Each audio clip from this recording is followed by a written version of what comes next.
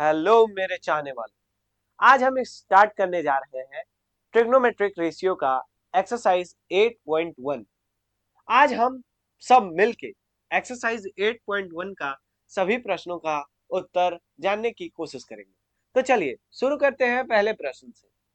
पहला प्रश्न है हमारा डी ए बी सी में जिसका कोण बी समकोण है। डीएबीसी में जिसका कोण बी समकोण है, A B that is equal to 24 और B C that is equal to 7 centimetre है। निम्नलिखित का मान ज्ञात करें। हमें निकालना क्या है? साइन ए साइन बी पहला क्वेश्चन है। दूसरा साइन सी और पहला है sign A cos A, sorry sine A cos A.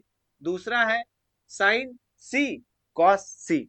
अब ये दोनों प्रश्न को हम सॉल्व करते हैं। जैसा कि हम देखे थे इस ट्रायंगल में, देखिए समकोण में 90 डिग्री के जस्ट सामने वाला जो साइड होता है इसे हम कहते हैं हाइपोटेन्यूज। और यहाँ बात हो रहा है एंगल ए का, साइन ए का। तो ए के जस्ट सामने जो हमारा साइड हो गया ये हो गया परपेंडिकुलर, और ये जो बच गया ये हो गया हमारा बेस। तो हम अब इसे सॉल्व करते हैं। हमें पता है कि हम इसे सॉल्व कैसे करेंगे, तो पाइथागोरस परिमेय से। पाइथागोरस परिमेय क्या होता है? AC का square that is equal to AB का स्क्वायर प्लस BC का स्क्वायर। हम इसे ऐसे भी लिख सकते हैं H square that is equal to P का स्क्वायर प्लस B का स्क्वायर। अब देखिए यहाँ पे हमें पता था ये जो दिया हुआ है हमारा P दिया हुआ है, ये जो दिया हुआ है B दिया हुआ है। तो हम यहाँ कर सकते हैं क्या? P का स्क्वायर इट्स मीन 24 का स्क्वायर प्लस B का स्क्वायर इट मीन 7 का स्क्वायर H स्क्वायर।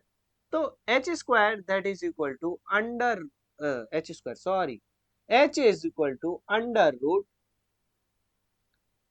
576 प्लस 49।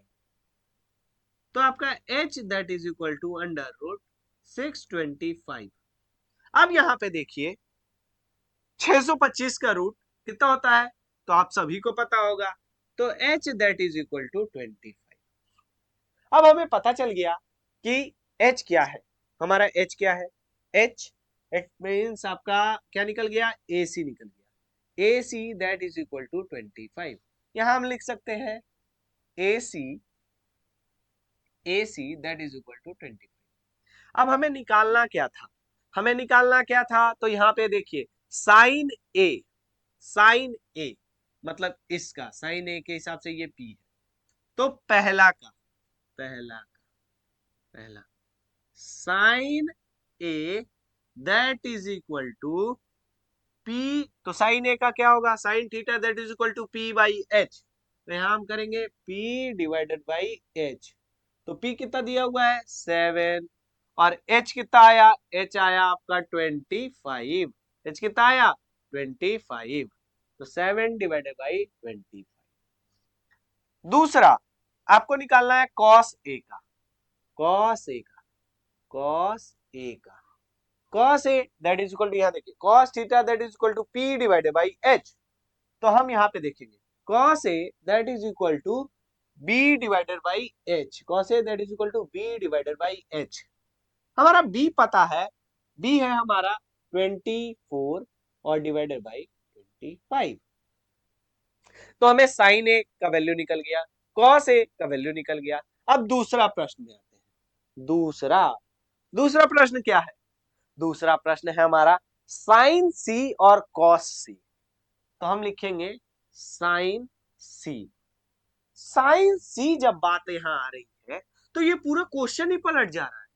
हम पूरा हल किए थे साइन ए मान के, अब यहां इसको हटा देते हैं। हम इसको हटाते हैं तो ये H मिट जाएगा, आपका P मिट जाएगा और B मिट जाएगा। अब हम साइन सी पे बात करते हैं, तो साइन सी ये एरो भी चला जाएगा।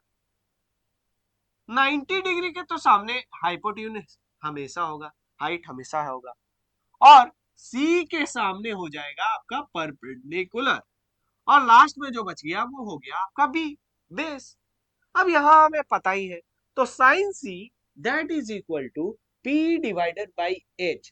That is equal to P हमारा यहाँ पे दिया हुआ है 24 और H यहाँ पे हमें दिया हुआ है 25। हो गया। अब दूसरा हमारा है cos C that is equal to B divided by H। cos C that is equal to B divided by H। तो यहाँ पे हम देखेंगे B दिया हुआ है 7 और H दिया हुआ है 25। तो इस प्रकार से हमने ये पहला प्रश्न सॉल्व किया। हमें लगता है कि आप लोगों को भी समझ में आएगा। तो हम मिलते हैं अपने अगले प्रश्न में। धन्यवाद।